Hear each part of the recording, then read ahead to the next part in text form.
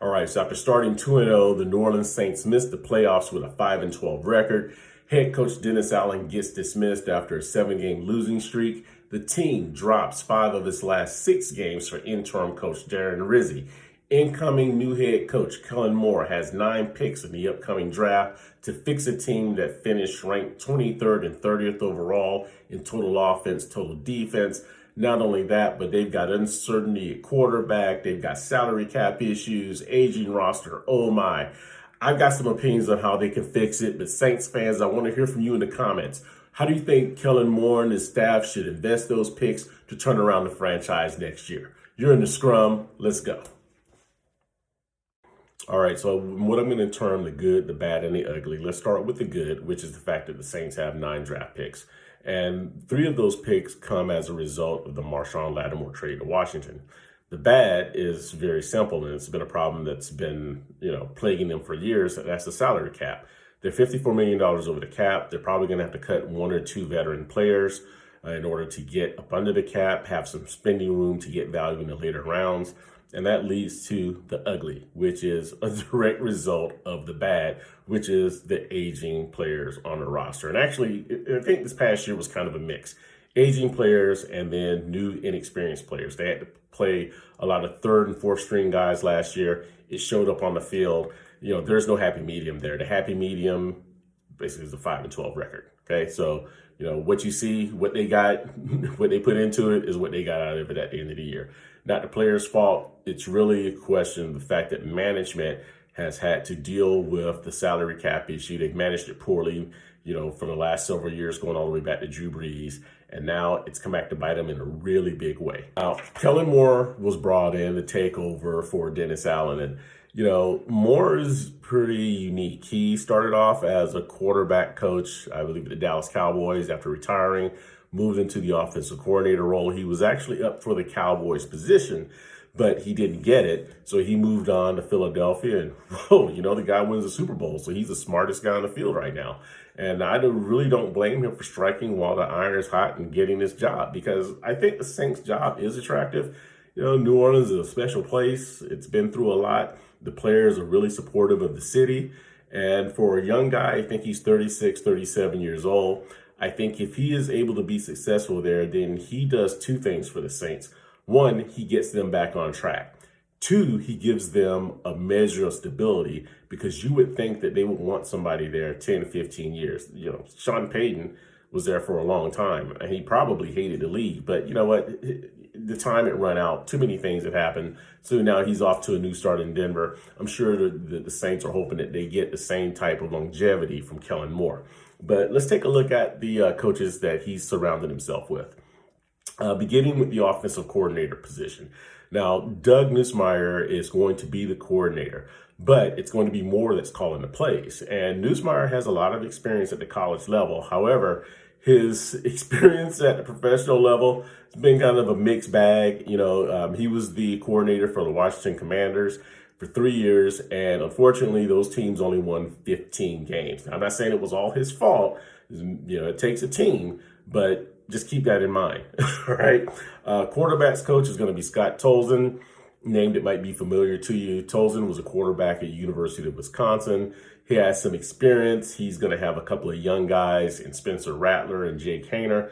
Not sure what's going to be going on with David Carr. My preference would be to see Carr moved on. Perhaps he's got some value to another team, but I really don't think he fits into that quarterback room this year. Wide receivers coach, that's going to be Keith Williams. And I think this gentleman is going to have probably one of the toughest jobs in the league this year in the context of being a position coach, because he's going to have a lot of young players, a lot of inexperienced players that he's got to get up to speed to work with these young quarterbacks. Now, outside of Chris Olave, who had an injury-plagued season, I think he started 8 games. He played in 8 games. He finished 6. And right now his health is in question. The Saints weren't very disciplined route runners. There was a lot of confusion on the field. You could tell the body language of the quarterbacks and the receivers themselves. So there's a lot to work out there in that wide receiver room. At running back, Joe Thomas, he's returning along with offensive line coach Brendan Nugent. And then Chase Hazlitt, that's probably a familiar last name to you. He's Jim Hazlitt's son. He's going to come in and he's going to coach the tight ends. So the final position, which is probably going to be, is probably the position that's going to have the final coaching role that's probably going to have the most pressure on it, is going to be the defensive coordinator. And that's Brandon Staley, who happens to be Kellen Moore's old boss with the San Diego Chargers. Now, I think that's an interesting dynamic. You know, the coach who you worked for in the past is now going to work for you in the future. There's going to be some philosophy shifts. There's going to be a lot of pressure to get that defense playing up to speed, especially the way they performed in the last 3 to 4 years.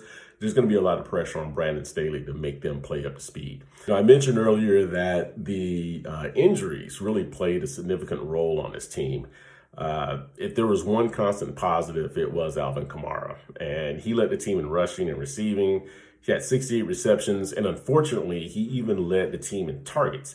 And what that means is that they weren't getting a lot of help on the outside. So, you know, if you take a look at those stats closely, you're going to find that from a receiving perspective, 3 of the top 5 pass catchers on the team were the tight ends. If you take a look at Foster Moreau and also include numbers from Taysom Hill, who converted last year to tight end, he contributed 23 receptions to go with his 39 carries before he was unfortunately injured. And I'm not sure what his status is. That was a devastating injury. I think it remains to be seen if he returns next year, but he's going to be difficult to replace. And speaking of injuries, you know, the offensive line had to be reshuffled several times. There was only one player on that offensive line that played more than 60% of the snaps.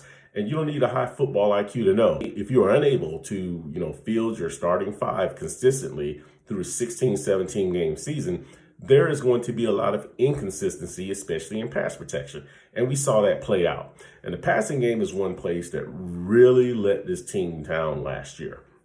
You know, if that starting 5 can get healthy, establish a cadence, then whomever is under center next year is going to have a solid season. They're going to have a much better statistical season than they did in 24. And of course, who that is going to be remains to be seen. Nonetheless, as I said before, I don't think Derek Carr fits in. With what he put on tape last year, just my point of view, I think he held the ball way too long, okay? And I think even when he had enough time to throw the football, he still made poor decisions. He made as many bad decisions with time as he did when he was under pressure. You can get a rookie to do that, okay? So Carr's been in the league. He knows better. And again, the salary cap is what it is. I know he's got a big number. But listen, the Saints are raising prices, okay? And they're going to raise them probably next year too. So I'm pretty sure that fan base is going to revolt, come into the stadium with some, remember the paper bags, the inks? We don't want to see that again. You know, ownership doesn't want to see that again. And more importantly, the players don't want to see that again. So they're probably going to have to make some big changes there. I think the quarterback is in the room in Rattler or Haener. Tozen's just going to have to coach him up. No receiver had over 600 yards with his team. Chris Olave, as I mentioned, played 8 games, finished 6, but he still led all wide receivers with 32 receptions. And I know Marquez Valdez-Scantling came in, added a little bit of excitement. He's a deep threat, but we didn't see very many deep balls over the 17-game season. And the one that we did see, we were overthrown or thrown someplace where they didn't need to be. So, you know, I mean, I know a lot of people, I'm going to say this, and I'm probably going to get in trouble. Right now, you know, everybody's like RB1, wide receiver 1, you know. Look, you need an X, you need a Y, and you need a Z. And you need those guys to perform at a high level. And then you need an offensive coordinator who's able to put them in the matchups that are going to be favorable to the offense. It doesn't matter whether you're 1, 2, or 3. You got to be 1 at your position, okay? So that's that. And my point there being is this. If the Saints are able to get someone in free agency, they should grab, you know, if they can get a Cooper Kupp, which I doubt they can, they should look at Chris Godwin. Godwin's been with Tampa Bay for a while. He did have a serious knee injury last year, but he's been a player that has bounced back very quickly. If not, Amari Cooper is a veteran player. He's not someone who's going to be overly vocal. You're not going to see him in the face of the quarterback. So, you know, he is going to be able to bring some better leadership and maybe some stability to that wide receiver room. And if they go and look at the draft, then I would highly suspect that they're going to take a strong look at Mario Williams out of Tulane. He's undersized at 5'9", in the context of today's NFL. However, he's a great route runner. He's got great hands and he's tough. And the guy's a playmaker. He's someone that you really can depend on, I think, when you need to get those tough yards and those tough catches. And we just didn't see that. Juwan Johnson is a free agent, and he might be leaving the team. One of the players that they should take a look at if they do lose Johnson to free agency is Luke Lachey out of Iowa.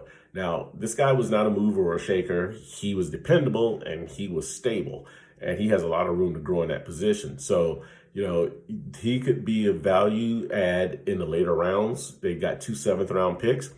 Go get him, coach him up.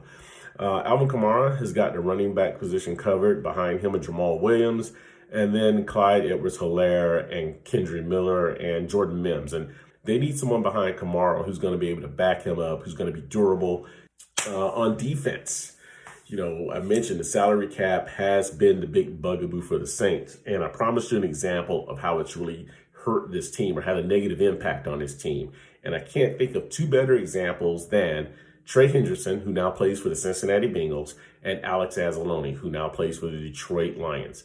Think about it. These guys were drafted by the Saints, coached up by the Saints. They were on the verge of being stars for the Saints, but they couldn't pay them, right? So they went to go play someplace else where they could get paid. And having said that, defense is one of the areas where I think Dennis Allen really let down the fan base. Under Sean Payton, we saw that defense peak in probably his second or third year. Payton leaves, Allen takes on the role, the defense gets worse, but that's the honeymoon period, right? There's some adjustment. Second year, they look worse. And what really made them look bad, and here's the thing I can't wrap my head around, and I know I'm kind of like diverging here, but this is a team that missed a chance to go to the Super Bowl because of a bad tackle. Guy runs into a wide receiver with his head down, not looking at what he hits, just throws his body into him, and 5-6 years later, nobody on the team can tackle. What is going on there? Okay, so they were in the middle of the pack last year in scoring, ranked last in rushing, near the bottom in passing. And no surprise, they were one of the worst tackling teams in football, which, no surprise, led to extended drives, putting the offense on the wrong end of the time of possession score. So Saints have got a lot of work to do in that regard. Now, they weren't able to generate a pass rush, right, with their front four. So it's going to be really important that they re-sign Chase Young or get someone to replace him. Young had a solid season last year. He hasn't been what he was in college, but then again, who is? Okay, these are some of the best players in the world at their position. So he's not going up against a Division I tackle anymore. He's going up against a pro or all-pro. But he did have 66 pressures. If he can convert some of those pressures into sacks, he's going to have a solid season in 25. He was second on the team in sacks behind Brian Bresee, who had a really solid season at the defensive tackle spot. And I think he's going to be one to push Kalen Saunders for that starting role. But they do need to bring in one or two other big bodies to be competitive on that line of scrimmage, to take away some of those double teams, keep the pressure off of Demario Davis and also the other linebacker, Pete Warner. Those two were 1 and 2 in tackles last year. And, it's a wonder that somebody in the secondary wasn't, because every time we turned around, guys were breaking into the clear. So, and speaking of stopping the run, I digress. On next year's schedule, they're going to play the NFC West. That means, James Conner. That means whoever is back there with Christian, on the San Francisco 49ers, if Christian McCaffrey is not healthy. That means whomever, the Seattle Seahawks choose to throw at them. The point being, they're going to be up against teams that are physical, that love to run the football, and also who can have a negative impact on their playoff hopes if they lose those conference games. So those are going to be a couple of games that we're going to circle on the schedule to see how they fare. Depending on where they are at that point in the season, it could be irrelevant, but you never know. On the back end and the secondary, particularly at the safety position, they need to get better play, and that's not a knock on Tyrann Mathieu. The Honey Badger is still the Honey Badger, but we all get older, right? Now, I'm thinking if they could get a Maliki Starks or a Texas's Andrew Makuba in one of those later rounds, then they will make a pretty good pair of safeties to go with Alontae Taylor and Kool-Aid McKinstry, who are going to be manning the corners. McKinstry, he needs to do a bit better in coverage. He also needs to tackle a little bit better, but he's going to be a solid corner and a player that they can depend on once everything gels. The game has to slow down for you. It just takes a while. You get thrown into the fire. Sometimes that's a good thing. Sometimes, you just have to work it out. So listen, I don't want to take up any more of your time. Thanks for giving me your time. And if you agree with what I said or don't agree, whatever the case may be, I'm not getting paid for this. I'm doing this for fun, okay? But I want to hear from you in the comments. I'm going to do another video once we get past the draft, and I'm going to see how I did. So hit me up. Anyway, I'm out. Thanks for your time.